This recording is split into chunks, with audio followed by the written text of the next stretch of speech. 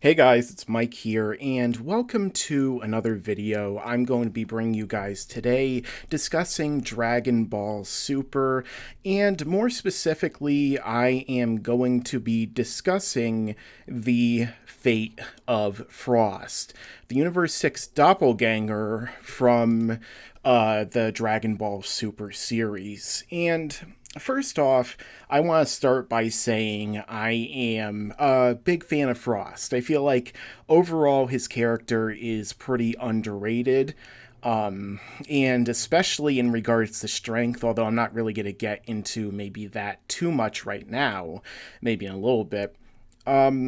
But after I'm done discussing Frost as a character and his fate, I will also be doing a brief Q&A. So everyone in the chat, get those questions ready for when I start the Q&A, and it should be a lot of fun. So, when Frost first debuted in the Universe 6 tournament, or the Tournament of Destroyers, as it is called in the English dub right now, he was a very interesting figure. He was a character who at first appeared to be someone who was a good guy, like the complete inverse or opposite of Frieza from Universe 7. He was a hero who would fight on the front lines along with people like Kaba and the Universe 6 Defense Force. And he was pretty much a benevolent ruler of Universe 7, or Universe 6.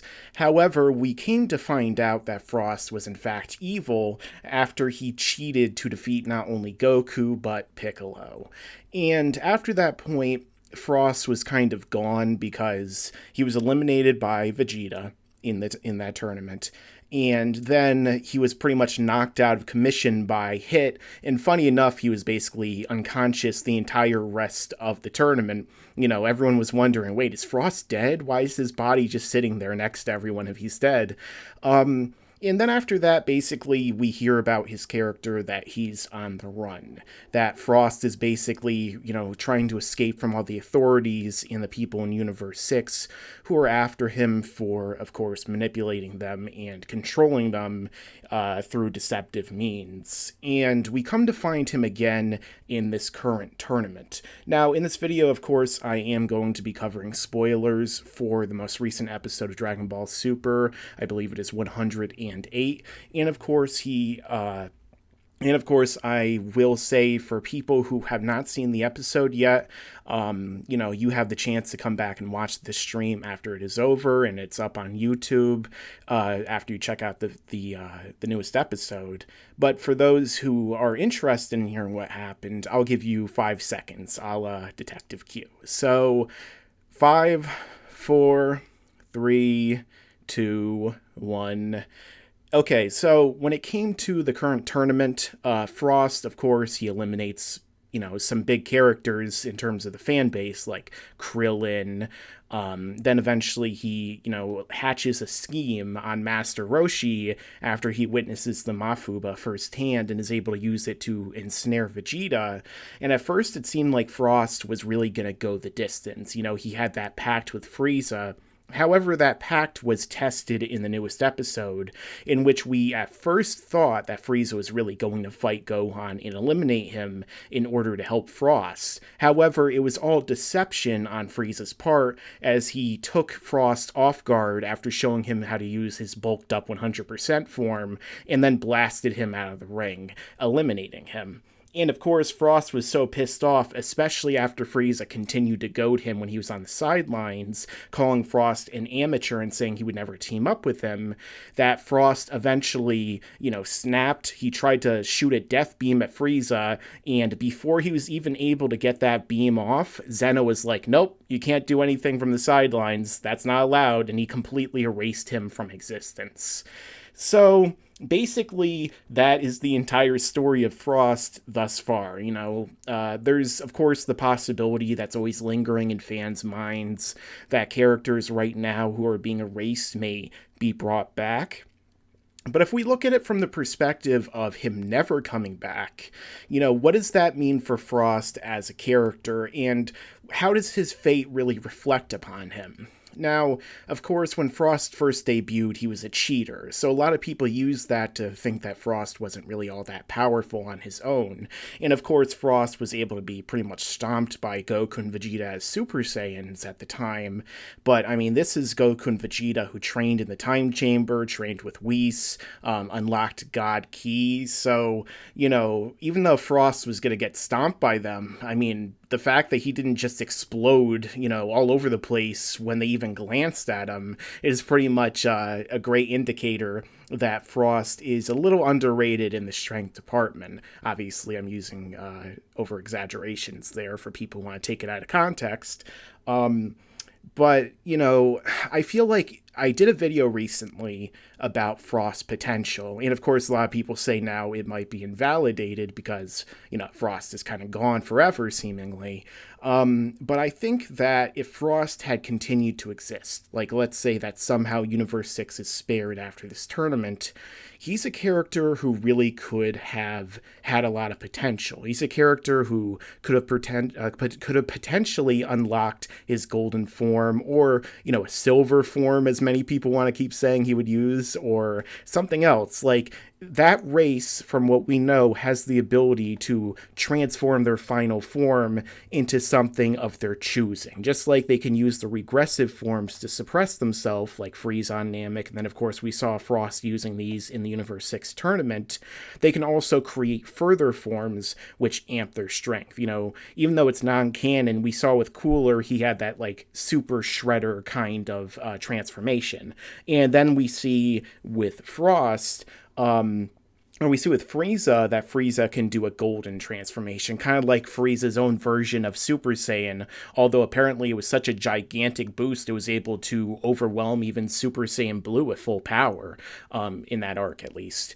And now it's kind of matching Goku, so it would be really interesting to see what Frost utilizes. Maybe in this case, you know, they'll go for more of an ice cool aesthetic, kind of like they have done with Frost's appearance in general. Like, when I take a look at Frost, I actually really like his character design in his final form and his other forms in general, because he kind of does have that more icy color scheme. You know, he's more of like blue, and it almost looks like his face, like the gray parts, are more of like an outcropping. You know, it's almost like more bony as well. So I always really thought he was interesting, and maybe the bones are more of a takeoff on the H.R. Giger inspirations, you know, the xenomorphs from Alien that inspired Frieza.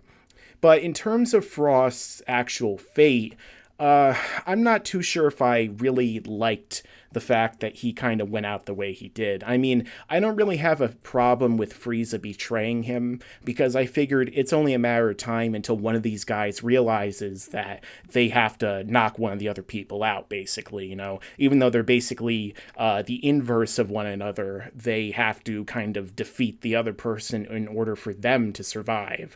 So I feel like in that case, Frost really might have gone out like a way that was sort of suitable, but at the same time it's like maybe Frost should have lasted a little longer. And I briefly touched on this in a video I did with Detective Q that you can go check out on his channel right now.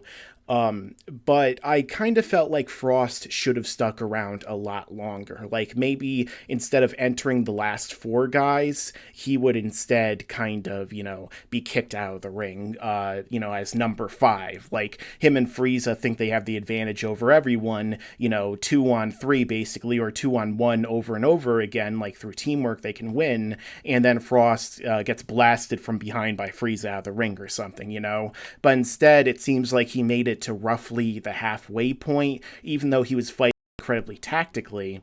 So I don't know, that was kind of disappointing to me overall that he went out the way he did. And even if he was eliminated, like, again, I didn't really have too much of a problem with an elimination, because if you eliminate a character, there is still a chance that Universe 6 could win. There is still a chance that Universe 7 could win, and then they could perhaps use the Super Dragon Balls to bring back 6. ultimately, him being erased right now, before even Universe 6 is erased, kind of makes me wonder if perhaps, even if they were to bring back Universe 6, he wouldn't come back himself. Although, we know with the way the Dragon Balls are set up, you know, they could say, I wish to bring back everyone who Zeno has erased, and for all we know, the Super Dragon Balls have no real limit on time or, you know, if somebody was erased separately, so they could bring back Frost and they could bring back the other members of the tournament who were erased, but they could also perhaps bring back all of those universes that Frost erased. And that's kind of something I think, or that Zeno erased, sorry. And that's kind of something I think would be very fascinating if they were to do that. But I feel like Frost really did have significant potential as a character. He could have really done a lot more with the future of this series. You know, he could have become so much bigger, and, you know, maybe they could have done something cool, like had Frost and Frieza, like, fused together, or, like, maybe just make Frieza's race so much more OP by saying that they could do what Namekians can do, and they could just, like, merge with another person and exponentially raise their power. You know, if Frost multiplied his power by Frieza's or vice versa, that's starting to make me think that maybe they'd be stronger than even Goku's newest form, or, you know, the gods of destruction, maybe even some of the angels. That would be a massive threat to really encounter. But overall, we have seen that with Frost's fate, he did kind of come to a sort of unceremonious, very sort of sad ending, you know, especially for Frost fans and people who wanted to see his backstory more explored, or, you know, see him develop more like Frieza is now. Like, a lot of fans of the series that I have talked to might not have really loved Frieza as much as they did now in Super. So, like, in Z, a lot of people, like, I've talked to, obviously this might be the minority opinion, but a lot of people I've talked to have said they don't really like Frieza as a villain as much as, like, Cell or, like, Majin Buu or King Piccolo, because they think he's a little bit too mustache twirling, that he doesn't really have enough motivation or depth aside from him being, like, evil and wanting to erase the universe, or wanting to conquer the universe and just erase everyone in his path, you know, at least destroy them, because he's not a god of destruction. But now in Super, he's become so maniacal in a fun way, like the Joker or Lex Luthor, that he is someone who the fans are going crazy for. You know, even the people who weren't fans of Frieza before are really liking it, and that's one of the reasons why I really wanted to see Frieza return in the first place. You know, when there was first hinted at that Frieza might come back in, like, spoilers months ago, a lot of people are saying this is bad, this is fan service, this isn't going to go anywhere, it's going to be bad for storytelling, why not just bring somebody else who we haven't seen yet? But a lot of those people are now saying, yeah, this is pretty fun. It's like when Future Trunks came back. You know, Future Trunks at first, a lot of people weren't a fan of him coming back at all. But for me, I was like, let's just wait and see. Because Trunks was one of my favorite characters. And I will say about the Future Trunks arc, even though that ending really is something that, I guess, triggered me, you could say, you know, the whole build-up to finding out who Goku Black was, and finding out Zamasu's true plan, if it actually was him who was evil to begin with, was really fascinating. Him devolving from a god of creation into someone who wanted to be a destroyer and literally the only god that existed at all.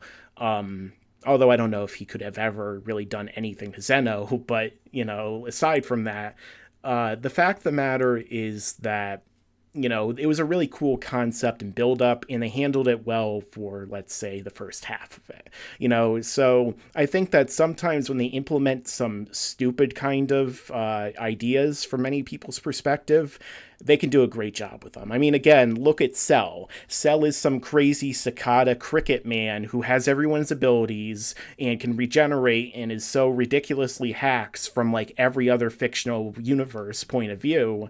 But he's amazing in Dragon Ball Z, and he's perhaps the best villain in Dragon Ball Z, unless you want to count Vegeta's, like, recurring role throughout the series as still being, like, a villain of sorts. But yeah, when it comes to Frost, I feel like he still has a lot of potential, but ultimately we may never see it. Does that mean I'll be doing a Frost wasted potential video in the future? If he doesn't come back, it's very possible. I'll just say that right now. But, you know, he was a fun character, I guess, while he lasted, and it was a lot of fun this episode seeing him and Frieza interacting and seeing him do that 100% form. And with that being said, I feel like Frost might have had an interesting impact in the short term. So, like, during the Universe 6 tournament, his character, you know, made everyone go crazy to an extent. Because, first off, everyone thought, okay, he's going to be the strongest member of Universe 6, which, of course, ended up being completely wrong. But also, when he first beat Goku in that episode, when he poisoned Goku, which we came to find out now is, you know, poison, and knocked him out of the ring, everyone was losing their minds. You know, everyone was wondering what happened. How did Goku lose? Why did Goku lose? And did he throw the fight? Is Frost actually good and Goku is allowing him to go through with this? You know, a lot of people thought that might have been like one of the biggest decisions that would lead to the loss of Universe 7. So in the short term, for fans who are watching only like one episode per week, you know, that was a huge moment. You know, that's one of those moments that you can only really participate in when you watch weekly, because if you were to watch that saga binge watching, you know, for one episode you'll be like, oh wow, what happened? And then 2 episodes later you'll immediately know it's poison. Goku comes back and, you know, he's reversed the decision. They didn't reverse Piccolo's decision because he ended up quitting anyway, which still annoys me to this day, and it very much annoys QAAMAN. Not as much as the chopsticks situation, but very close. So Frost was a huge impact for the short period of time he was in the show.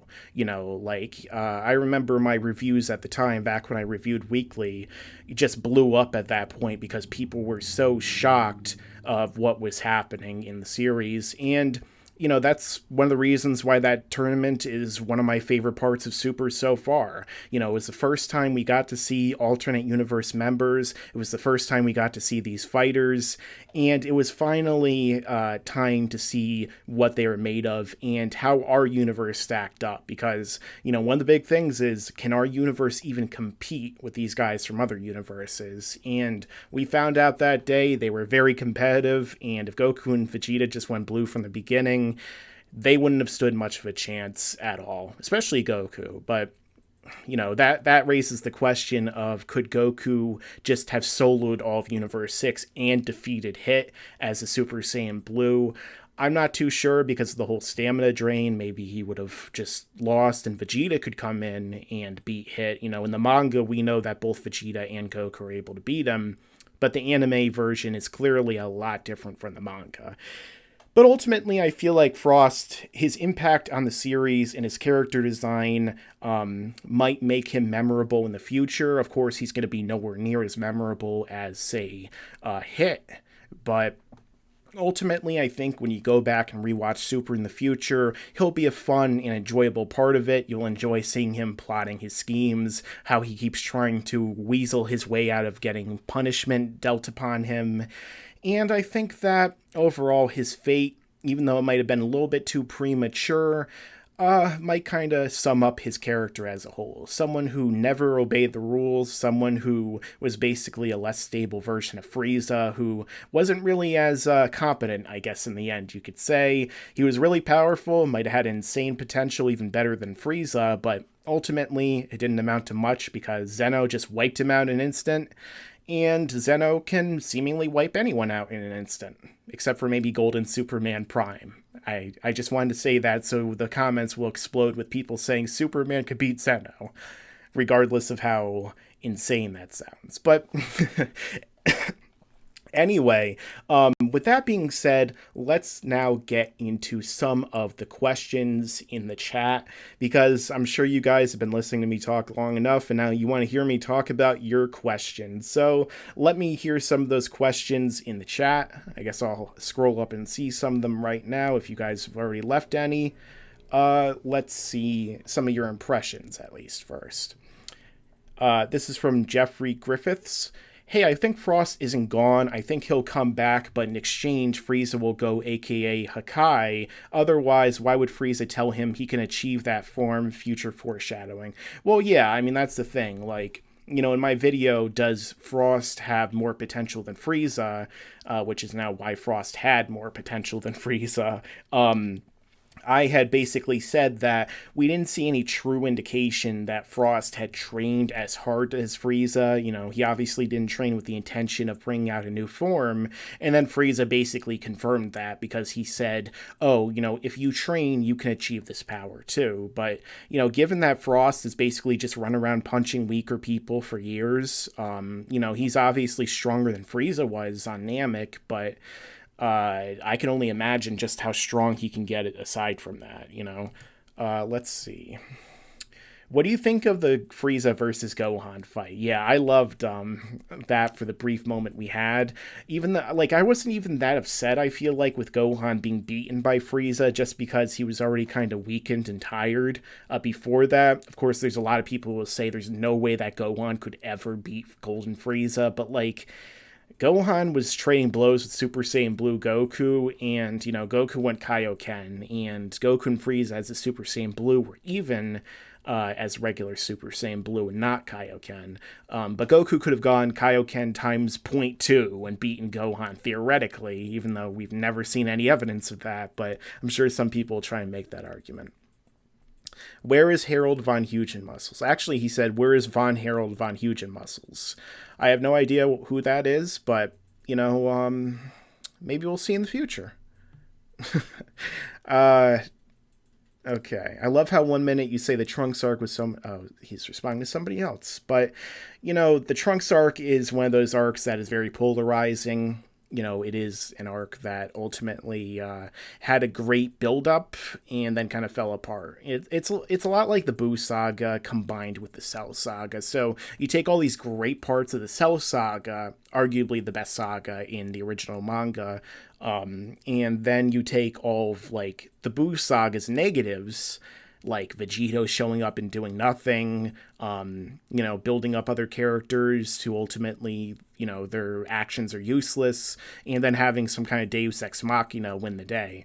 So I was kind of disappointed with the ending, of course. I felt like everything basically after we found out who Zamasu, really was and who Black really was kind of went downhill a little bit. A lot of the build up in the Trunks arc was because, who is this Goku Black character? Why is he so powerful? Is he Zamasu? Is he someone else? And then it's just oh no, it's just Zamasu from another timeline. The exact same timeline you just fought me in, but then we split the timeline and Beerus wiped out a timeline.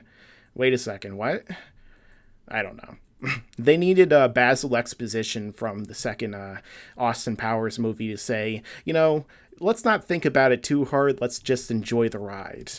That's all we needed. Maybe Bulma could have done that. Hey, Mike, do you think Jiren will live up to the hype? I mean, so far, Jiren's basically just stood around doing nothing for the entire tournament. We saw him meditating once. That was cool. We saw him stand around and the blocks move on their own, I guess, which was all right. And then we saw him punch the air and somebody lost. That was something. Will he live up to the hype? I mean, you have all these amazing animators who are going to be working on this special. You have this cool fight with Goku. Goku's always good when it comes to, doing good fights, even though Goku might not necessarily be the most depth-filled character, he has a lot of great fights. His fight against Piccolo Jr., his fight against Tien, his fight against Perfect Cell, his fight against Kid Buu, although a lot of his punches and stuff kind of feel pointless in retrospect because Kid Buu could just regenerate from anything, so why are you wasting all your energy punching him, Goku? But, he has a lot of great fights. Why do people say that Goku's new form is an ass pull, yet dismiss Super Saiyan 3 from the Buu saga? I mean, they're both... we'll have to see how they I guess, executes this new transformation. For all we know, like, right before Goku transforms, we'll get, like, a 5-minute flashback of him, like, training and, like, doing all this mental, like, preparation just so he could possibly pull out a transformation, you know, throwing some numbers in there, like, maybe there'll be a 1 in 100 chance I can do this, you know, just build it up, and then he does it. That'll make it automatically better than Super Saiyan 3 transformation, because not only was Super Saiyan 3 useless because it didn't accomplish anything at all, you know, but also it will inevitably just make it more built up. You know, Super Saiyan 3 was basically like, hey, do you know I could do another form? Ah! And then 5 minutes later, he has a new form. So, yeah. Frieza versus Toppo 1-on-1.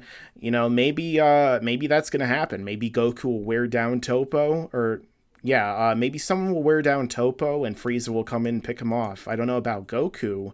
But I feel like, I don't know, the thing is that a lot of people seem to underestimate Toppo, because Toppo, you know, was stronger than Goku's regular Super Saiyan Blue.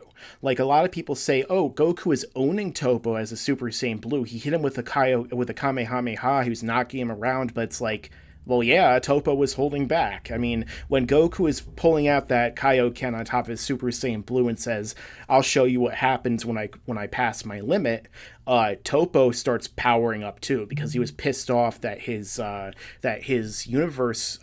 Pride Trooper robe was ruined. Okay, so, you know, that means Toppo, if he's going to power up to where he says, I'm equal with you at Goku's, you know, Kaioken, and Toppo literally just watched Goku go full power against Bergamo, which was confirmed by Daishinkan, and Goku saying he wouldn't hold back.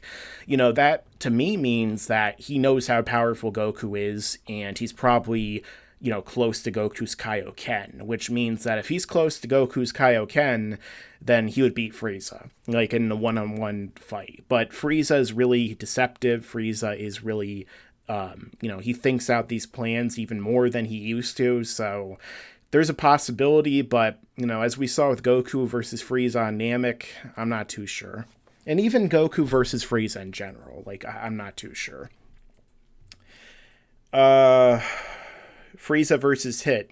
You know, I think that Hit could probably use his techniques and adapt to Frieza's power to where he could beat him. You know, like, Frieza's really powerful. He's got great ki control. He's on par with Super Saiyan Blue Goku, but, you know, he's not the most powerful fighter. I'm not too sure if Frieza could even beat Vegeta as a Super Saiyan Blue, just because I assume that Vegeta's Super Saiyan Blue is stronger than Goku's regular Super Saiyan Blue. Someone said start the stream already. It's been going for almost a half an hour. Let's see. Zamasu comes back as well if they bring back the Super Dragon Balls. Yeah, that's actually a really good point. From Hazan Hamdan. Sorry, I'm not great at pronouncing people's names. Zamasu could come back theoretically if the Super Dragon Balls have no time limit. So bring back anyone the Zenos have erased. Well, here comes Universal Zamasu. If they said bring back everything Zeno has erased, well, maybe that'll bring back the Future Trunks timeline as well. But, you know, at this point, I feel like Beerus or Whis could just wipe out Zamasu anyway. Do you think Goku could learn the time stop? I'm thinking maybe he could, because he knows instant transmission. Well, I mean, there's a difference between instant transmission, where you teleport between dimensions, time and space, and the time skip. Of course, the time skip seems like it's purposely convoluted. However, what I will say is that the time skip is basically Hit skips over time and somehow stores up energy. Now, this is my interpretation, of course. And he uses that energy to craft another dimension he goes in and out of, in which, you know, time and space obviously flow differently, to where everything, you know, outside of it appears as if it is stopped. So Hit can attack from that dimension. But, you know, one of the things I did think was interesting by how they explained it is Hit actually crafting this dimension with his own power and energy and holding it together that way, or is he using an entirely different form of like temporal energy, of like energy that comes from the fourth dimension itself, you know, not necessarily like tachyons, but is he using literal time to create that dimension? Because if he is, then that makes me wonder if Hit can do it even when he doesn't really have that much energy. In the manga, I believe they said that Hit said he could only do it one more time. However, I'm not too sure if that means it was his saved up energy from the time itself, or if it was literally his own energy. They haven't really, explained it to that degree as far as I can tell. Notice me, senpai. You're noticed. Okay. Do you think Toppo is still holding back against Super Saiyan Blue Goku? Yes, I said that. Okay, so bring everything back that was erased during the events of the Tournament of Power. Yeah, but, the characters in Dragon Ball aren't that intelligent a lot of the time, so Goku might just win the tournament and then be like, hey, can you bring back everything Zeno has ever erased? And then Daishinkan will be like, you just done goofed really bad, Goku. And, everything will just go downhill immediately as, all of the evil Makaioshin, Broly, Bardock, Xenoverse, Vegeta's evil doppelganger, Tarbell from the non-canon movies, and everything else will be brought back. If we interpret Zeno as being a literal embodiment of Akira Toriyama, then that might also bring back everything that Toriyama has retconned. So I wonder if their plot armor or their, non-canon abilities will make them stronger. Obviously, I'm joking. Let's see. Maybe the original 5 universes, or 6 in this case, were erased for a reason. Possible new arc? Maybe.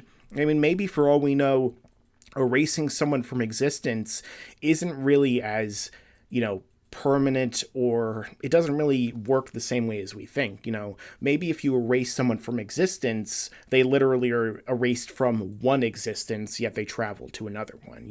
When we see the outro from Dragon Ball Super, we see it looks like they're in a different dimension entirely. So what if maybe when someone gets erased, they actually end up in a different dimension that's like a different creation that Zeno himself is not like controlled. He's not in control of, I think that'd be an interesting twist, but there's so many different ideas that we can apply to the possible end of this tournament that haven't even come out. It's not out yet, so we're not going to know until it's all over. I mean, that's one of the things with Super in general. We could say, maybe this will happen, maybe this will happen, but until it actually comes out, there's no real telling unless we look at, like, foreshadowing. Maybe it's all a dream. I mean, that would be funny. Goku just wakes up at the end of Dragon Ball Super from his coma, and Grandpa Gohan is there, and he's like, oh, you finally woke up. And then he says, but your name isn't Goku, it's Naruto. And so Dragon Ball was always a prequel to Naruto all along. Wouldn't that make every single fan of Dragon Ball, and the people especially who don't like Naruto, happy? I know it would make me. With the movie universe was one of the original erased ones.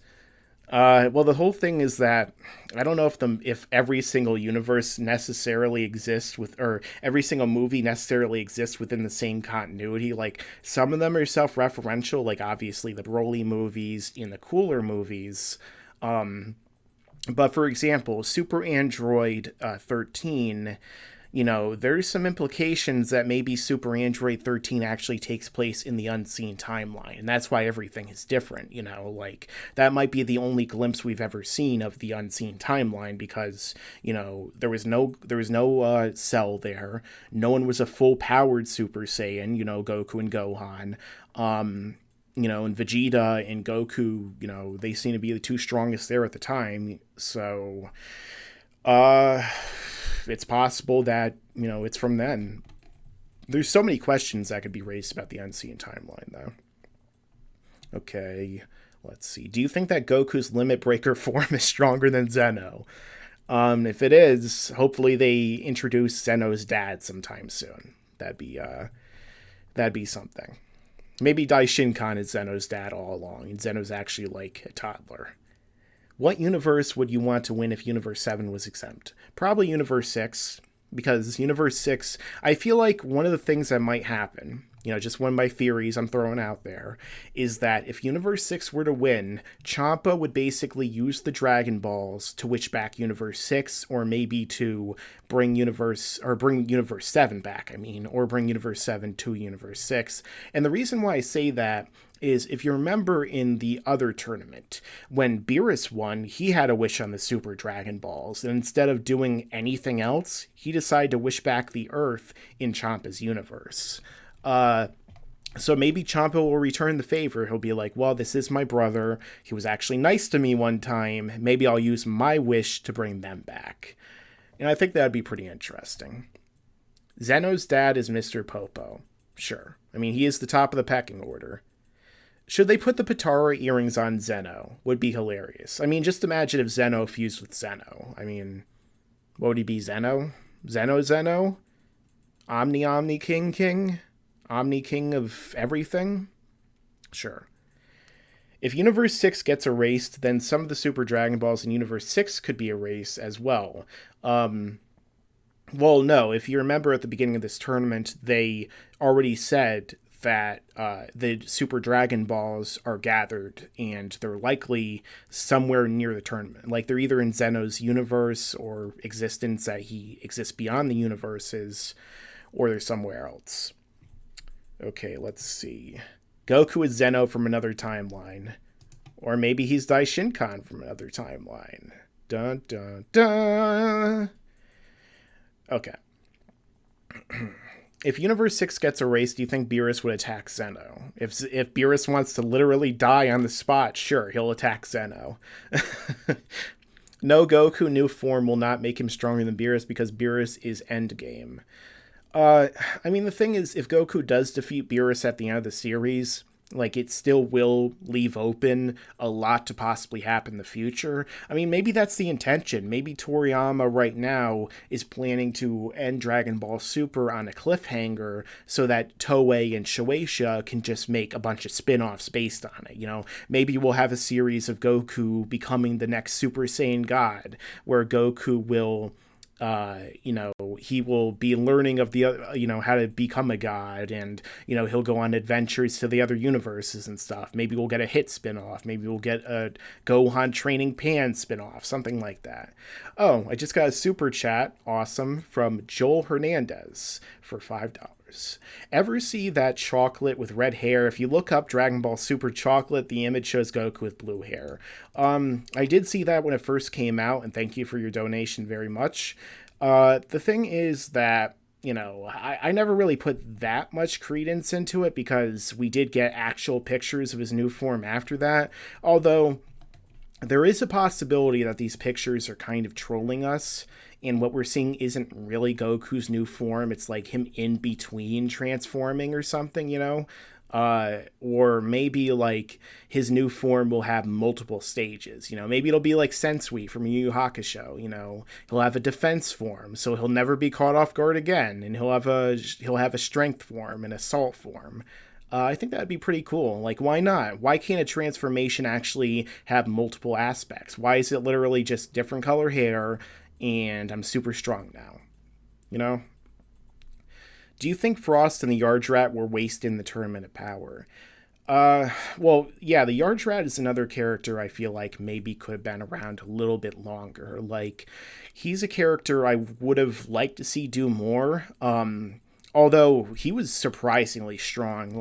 Even if Gohan and Frieza were capable of beating him, Frieza without even transforming, the fact that he was able to do any damage to Gohan and a lot of these characters, even Goku was standing around while the Yardrat was jumping all over him, basically taking advantage of him. So I feel like he really was more powerful than a lot of people anticipated. So that was pretty cool. And there was that line he said, which again might be foreshadowing for something happening with him and the other people in the future, where he told Gohan, if we ever meet again, I'll teach you all of my techniques.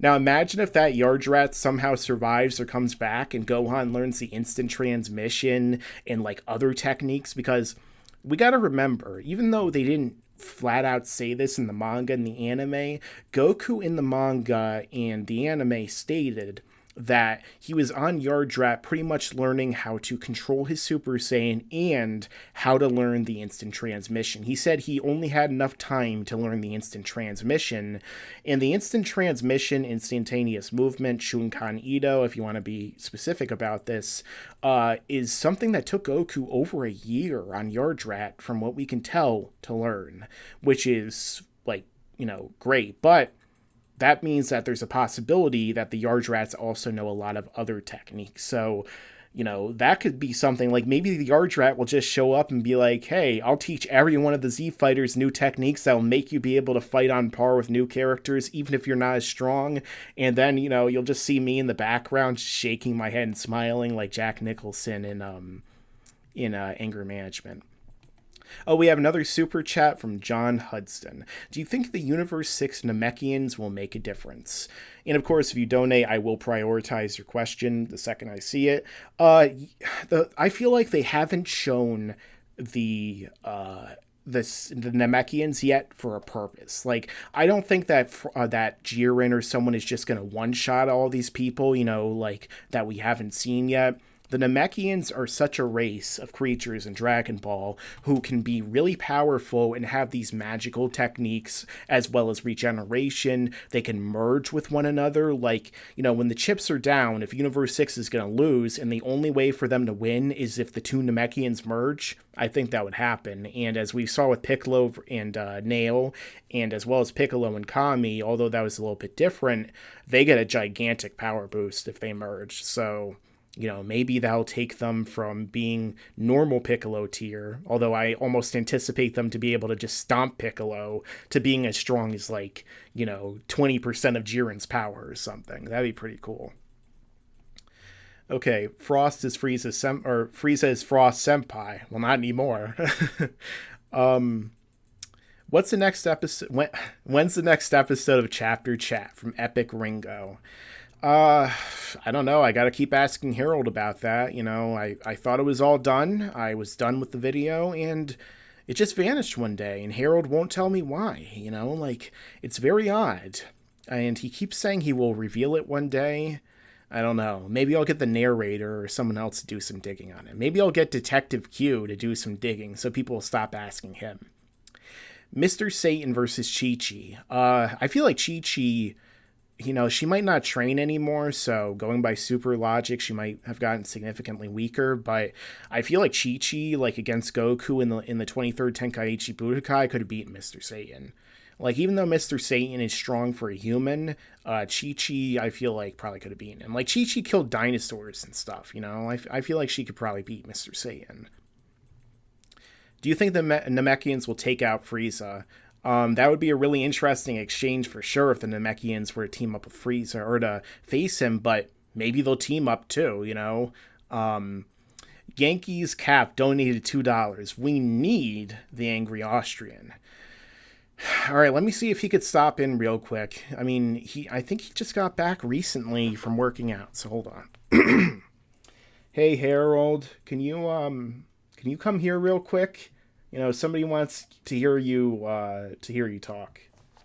Okay, all right, I'll do this.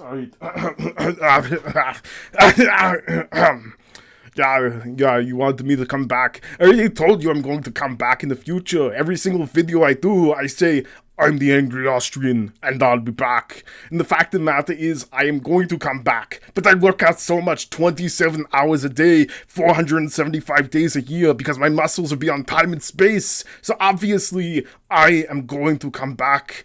Once I flex myself into the time stream again, I accidentally flexed too hard, destroyed the future Trunks timeline, but I'll pretend that was Zeno. Just give him some more feats. Anyway, I said I will be back, and I will be back, because I have a new video coming out very soon. Maybe even sooner than you think. I'll be back. Okay, well, I guess Harold is, He said he'll be back, and he's coming out with a new video soon. He better tell me where that chapter chat is in the new video, though, or I'm gonna get pissed. Like, I'm getting tired of it. I want to upload the next episode chapter chat, and I want to talk about whatever we talked about in that episode, because it's been so long at this point that I'm starting to forget, because I guess I haven't been doing my brain gains enough, you know. Okay. Mike, do you watch Rick and Morty? Yes, I do. I really enjoy it. However, I haven't seen the newest season, and I heard that they actually took, like, the main writers out.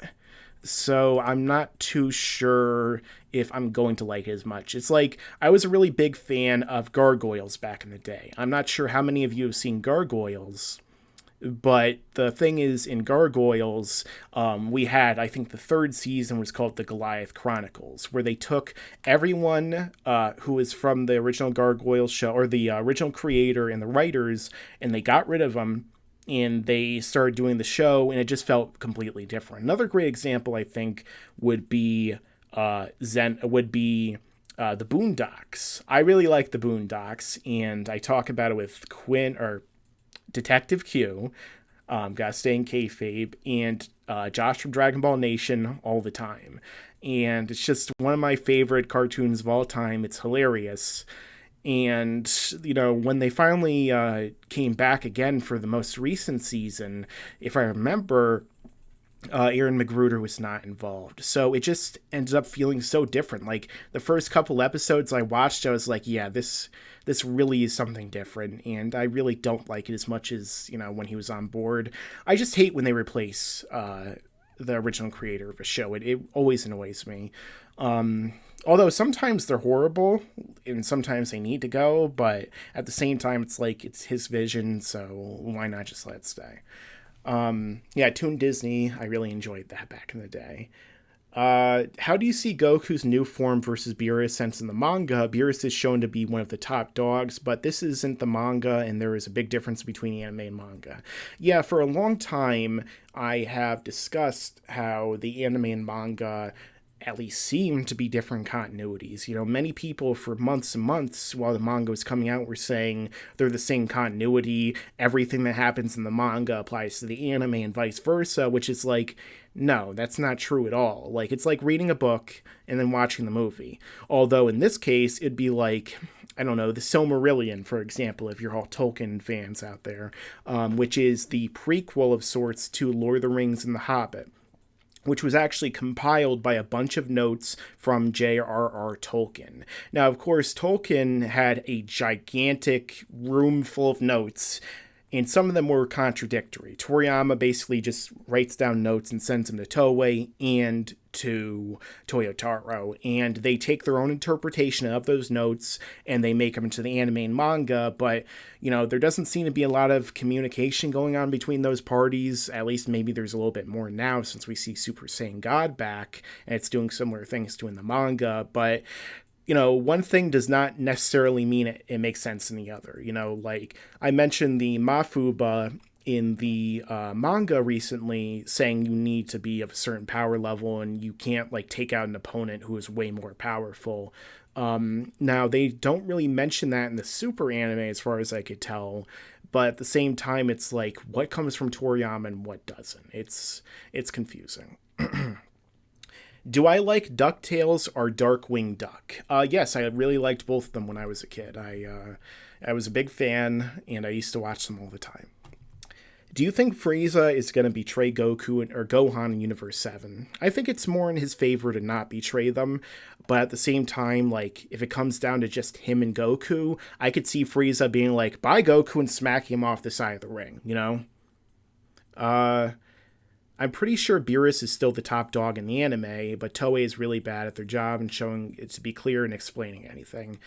I mean, you know, you've seen enough of my videos to know where I fall on that, but, you know, while in the manga they did say that Zamasu, or that Vegito, may have been stronger than Beerus, in the anime they certainly didn't, and then in the manga we see someone who should be kind of close to Vegito, maybe, in Vegeta's mastered Super Saiyan Blue, just being stomped by Beerus, like, once he actually tries a little harder, so I don't even know if Vegito would be able to beat him, even in the manga. So I don't know about the anime by any stretch. Full-time slacker, long-time fan. Why didn't the Angels heal? Hold on a second. Why didn't the Angels heal Jimenez and Roshi? They didn't need to, I guess. You know, maybe they don't care. I mean, we saw that one Angel for Universe 10. The second they were erased, he was smiling. So, I feel like maybe the Angels only care to like a slight extent. And the funny thing is, too, like, if you're hanging out with someone for millions of years, like, I don't care who they are and how much you kind of dislike them, you're not going to smile when they're erased unless they're literally, like, your worst enemy. And even then, like, Dragon Ball is a lot about redemption. If Goku and Vegeta win, do you believe that they would bring back Planet Vegeta and everyone who died along with it? No, because neither of them seem to care. Neither of them have done it so far. They easily have had the opportunity to do in the past. There's never been any limit set about bringing back a planet, only just a large group of people, and even then that was with the Earth Dragon Balls. So, Mike, what universe do you think is next to be erased? I don't know. I kind of expect, like, Jiren to do some kind of, like, montage mass elimination, like, basically, what we saw from Aizen in Bleach, like, toward the end of the Wako Mundo arc, where he just starts wiping everyone out, like, in one montage. I kind of expect Jiren to do that, too, in, like, the special, and then Goku, fights him, and I guess gets, like, pretty beaten up until he uses his transformation. So we'll have to see. Like, again, I'm not, like some of my friends Geekdom 101 or Anime Live Reactions where I try and stay up to every single spoiler that comes out. I like to see things more as they happen, but I'm kind of loosely briefed on them normally. So, at the same time, too, in my videos, I don't usually like to cover spoilers as much. So, if I'm talking in a video and I'll say something is being hinted at, even though for a fact it's already been said in spoilers, a lot of times it's just because I'm trying to be courteous to people who, have the opportunity to actually watch without spoilers. Like, I'm not a big fan of shoving spoilers on people. Okay. Do you think Vegeta will rematch Hit? And well, please read this. Yes. Well, from Beast Hour Rios. I think that'd be really cool to see Vegeta take on Hit again, but, is Vegeta capable of surpassing the time skip now? Is Vegeta capable of taking out Hit, like, with his different techniques? Because unlike Goku, Vegeta hasn't seemingly seen all these techniques Hit has used on Goku or, become just as experienced at handling them. So I think Goku is better suited to beat Hit than Vegeta is. Okay.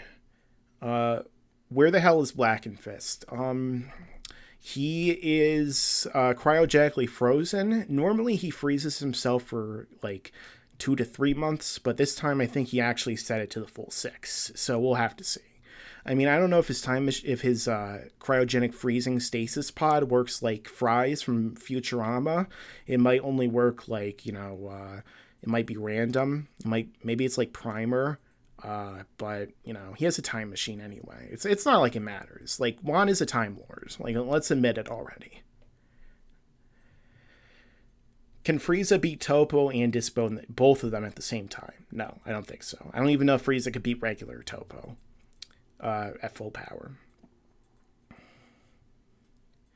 Why do they call it the time skip, but every mention of it is by others, it's a time stop? I think from their perspective, it is a time stop because he's literally going into like another dimension. He could bring you into his dimension. He could stop you in the dimension. It's almost like Flash using the Speed Force, So, he's literally skipping over time. He saves up the energy and then he uses it in his dimension. I know it's very convoluted. I think they did that on purpose just for laughs, just for lulz, but it's a cool ability. I don't care. It's awesome. Let's get a spin-off. Goku will eat a Snickers and kick Jiren's space booty. Maybe. And for all we know, Jiren's in his weakest form. It's not even his final form yet. Jiren can go super, whatever the hell he is, God, too. Maybe Jiren is Frieza from Universe 12 if he actually worked out nonstop. That's why he's so jacked. And he's still bald, and I don't know. Either that or he's just one of those laugh my ass off aliens. Who knows? Hey Mike, do you read Dragon Ball Multiverse? I've read it here and there, but I'm not like a huge fan fiction person. I know a lot of people in the community really enjoy fan fiction, but like I'm a writer of my own. There's so, and I'm like a big cinephile, so like I'd rather watch or read something completely new and different than read fan fiction. Some of these fan fiction people like Toibo and Dragon Garo Lee go on to actually work in the series proper, the franchise, which good for them. They're living the dream. But when it comes to my taste in it, I don't know. Do you think Goku's new form will have some special abilities? I think that's highly possible. Now, will it literally happen? Not too sure. I would like it to happen, though, just because I want to see, like, differences in transformations now, other than I can control my ki better or I'm stronger. I want to see something a little bit different if they're gonna keep doing transformations. Because as we all know, I'm sure many of you have seen it, I don't know how much more transformations I want for the main heroes, at least. Like, if Goku can control all of his ki in his base form, I would love that. Like, just imagine how awesome it would be just seeing Goku beating all these top-tier people without even transforming. Like, he doesn't need to at that point. I think that would be a great, character motion. Like, Beerus doesn't need to transform. As far as we know, Champa, the Angels, all of them can just one-shot every mortal alive for all we know, except for, like, the one we heard in from Whis. So, why not? Why not stop transforming? That's my 2 cents. They're running out of colors. I mean, there's there's almost infinity variations of colors, and then there's maybe Goku's hair will become transparent because he's using a different frequency of light. I think that'd be cool. Mike, what if Guldo is in the tournament? Hey, if Guldo learned how to hold his breath a little bit longer, he'd be pretty OP, I have to say. I mean, considering how in Super, if you're caught off guard, you could beat anyone of any strength for the most part, it seems like. I think Guldo could one-shot a lot of the Z fighters if he kept the time skip going. Okay, so someone's using their low scale right now. Okay. So logically, he thinks that Tien is stronger than Android 18, who is stronger than Krillin. In Dragon Ball Super, he says that 18 is stronger than Krillin, who is stronger than Tien. Well, just because Tien can use a move that can exceed the, I guess, strength output of 18 or 17 or even 16 to where you can hold down a semi-perfect cell doesn't mean he's stronger. It just means he has a really powerful technique, because obviously if Tien was stronger than 18, and maybe you're just saying the Busag, but let's just say if Tien was even close to the androids, he would have wrecked, he probably would have wrecked them, or he would have put up a much better fight than he did. They pretty easily dealt with them. Just like everyone else, he didn't do any better than Piccolo, and we know Piccolo was way stronger than Tien. Okay, I think I'm probably going to have this go to about an hour. It's a few minutes left, so leave those last minute questions, and I will do my best to read them. Would you agree that Jiren and Toppo will last to the end of the fight? Maybe Goku and Frieza, while Hit and Vegeta could double eliminate themselves. I mean, if it literally just comes down to Universe 7 and Universe 11 or 12, whichever one they're from, I don't know, I might be a little bit disappointed, even though I think Jiren and Toppo might last until the end, because they've actually used their brains and been like, yeah, let's let everyone else fight, because we're the 2 strongest and we could just wreck all the weakened fighters after they're done. So, yeah, I feel like it'd be better if Hit survived until the end, too. Maybe even, like, Kappa. Like, throw Kappa a freaking bone, Like, it's all about Kale and Caulifla, who are just plot strong. Throw Kappa a bone, please. Okay. I'm not intentionally skipping questions. There's a lot of questions in here. I'm trying to make sure to read for everyone. Okay. You think Berserk form will survive until the end? I mean, maybe, like, Kale seems pretty OP, but I feel like Jiren could still one-shot her out of the ring at any time. Could Cell theoretically blow himself up to grow OP in power? Cell said it was a mistake when he came back from the dead. so I don't think so. I think that there's like a slight possibility he could, but it would not be like every single time he blows himself up, he'll risk not coming back at all. So I don't think that there's any, I don't know if that's really a legitimate theory to go through on. Like a lot of people say it will, but you know, someone asked that again. The Genki Dama won't do much since Jiren isn't evil. I don't know if the Genki Dama needs to be against an evil opponent, though. I think some people might kind of take that out of context. From what it seemed in the manga, and I just reread the manga chapter where Goku is charging up creating the Genki Dama against Vegeta, and then he gives it to Krillin, and King Kai instructs Krillin how to use it. From what it seems like the reason why it didn't hurt Gohan isn't because Gohan just has no negative ki whatsoever, isn't evil. It's because Goku or Krillin were targeting Vegeta's evil ki. So, even though there is a possibility that it only works on those of evil hearts, I don't think it's 100% confirmed. At least in universe. Like maybe the Daizenshu says something and I don't remember, but in the actual show or the manga itself, it's I don't think it's confirmed. Who's stronger, Jiren's God of Destruction or Jiren? I mean, if Jiren is the god who or if Belmont or whatever his name is, Simon Belmont from Castlevania, the clown god Hisoka is, the one who was stronger than Beerus and there's immortals stronger than him. Maybe it's Jiren. I hope it isn't Jiren because I don't want Goku to already be stronger than Beerus and not even beat him, in a straight up fight to determine that. But, I guess Jiren's so hype and so plot induced that he'll just say, "What are you going to do about it, Beerus?" and just smack him out of the way. Okay, and I'll ask a few more questions before I go. Do you think that key techniques like the Kamehameha are boring compared to multiform or time skip? I mean, kind of. Like, I really like the Kamehameha. It's a cool aesthetic looking technique. It's something that it's iconic for Goku. It's a powerful move that could just wipe people out. But at the same time, it's almost like Superman's heat vision. It's so like standard for Goku that I kind of want to see Goku and Krillin and all these other characters like Gohan even use other moves. Like, why does Gohan even use the Kamehameha? Why doesn't he just use the Masenko? Or why doesn't Gohan, who is supposed to be this intelligent fighter, come up with any of his own techniques, come up with his own ki blast, Like, Gohan should be smarter than Goku and Vegeta, yet both of them have these moves and he doesn't. Bob the Bahamian stopped by to say sup, Mike. I'm almost done, but at least he heard a little bit. Where do you think Hit got his time skip technique from? I mean, he's been around 1,000 years. Hit is older than Yoda from Star Wars, so he's got to have picked it up somewhere. Maybe he learned how to do it. Again, they kind of make Hit seem almost like Frieza, where he didn't really like train as much. But if you're an assassin, like you're a natural assassin, you just learned it, you're self-taught, like, even fighting people or like, killing them is going to be some sort of minor training, even if it's not like obviously like Frieza's. Do I like cake? Depends on the cake. Why the hell doesn't Gohan Piccolo's techniques? Because plot? I don't know. Imagine if Gohan used the special beam cannon. It'd probably be really OP.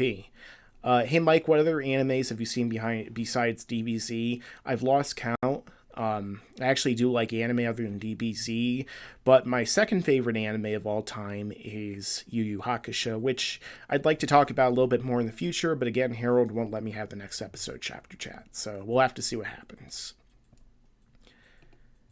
Okay, and let me find one more epic question from everyone before I go. Okay, do you think Goku using Super Saiyan Blue Kaioken times 20 will phase Jiren? Well, if Goku's going to use a new technique to beat, or a new transformation, obviously Kaioken times 20, Jiren's going to be like, get that shit out of here, and just smack him out of the way. I think that'd be pretty cool. Especially if Jiren's just like, out of here. Just whacks him. I mean, it would be cool if he even smacks him out of the ring. Goku has instant transmission. Why isn't he getting knocked out more? You know, use that technique. I don't even remember if Goku's used it once during the tournament yet. Like, come on, Goku. Why is the Yardrat the only person who's smart enough to use it to their advantage? You're just fighting people in your base form for no reason.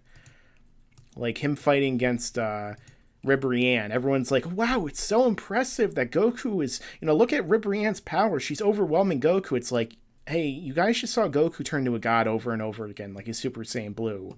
And even Super Saiyan God. Why do you think this is impressive? And literally, from their perspective, Goku's transformed into like a god in Super Saiyan Blue in Super Saiyan 2, like over and over in like the past 20 minutes. So how don't they remember that? Like, what? I don't know. Okay, guys, so this has been my live stream talking about the fate of Frost, how I felt about his character's fall, essentially. Overall, I feel like he had a lot more potential that he could have given, and it would have been fun to see him go through with that. However, what I will say is that, you know, there's still possibilities. There's lots of twists and turns in Dragon Ball, so, you know, hopefully we will see him come back in some form or another. Maybe he'll come back as a Force Ghost, you know, and he'll just be like, good, Frieza, good, manipulate everyone. And we'll have to ask why he sounds like Emperor Palpatine. But, you know, never, it's possible. But, all right, guys, thank you for showing up. Thank you very much again to everyone who donated. And as I always say, stick around because there's a lot more to come in the future.